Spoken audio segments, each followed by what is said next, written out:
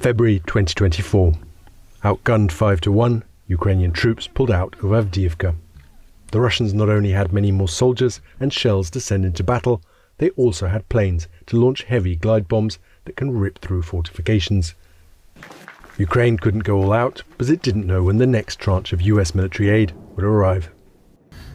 That withdrawal from Avdiivka has become a symbol of what happens when Ukraine's Western supporters are distracted. One senior Ukrainian partner described what happened to me. He said that, our men fought as long and as hard as they could. We ran out of ammunition and the Russians just kept coming. And I think without supplemental assistance in 2024, you're going to see more Avdiivkas. Russian troops are making progress, even if it's slow. The US-based Institute for the Study of War estimates they've taken some 300 square kilometers since the start of the year. Speaking to German broadcaster ARD, Ukrainian spy chief Kirill Budanov predicted that Russian forces would step up their campaign with a major offensive in early summer. This would leave Ukraine at best 2 months to prepare.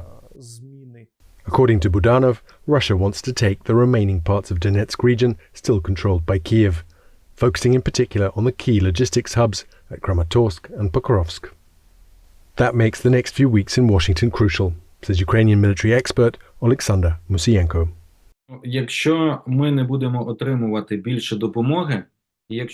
If we don't get more ammunition and resources, we are going to see the Ukrainian army slowly forced to pull back as Russia makes the most of the situation.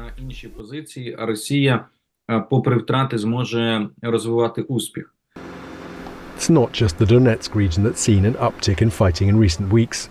Kharkiv, just 35 kilometers from the Russian border, has seen missile strikes intensify as presenters on Russian state TV call on their army to wipe the city off the map. But many analysts aren't convinced that this means a Russian ground offensive is actually on the cards in Kharkiv.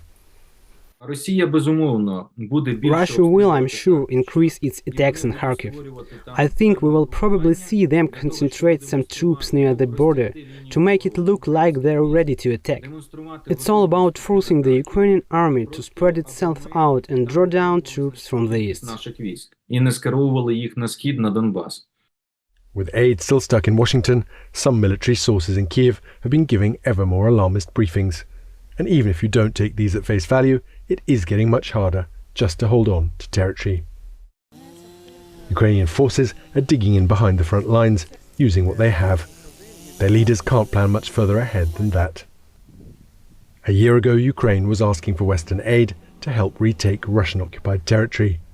Right now, all Ukraine can hope for is to prevent more Avdiivkas.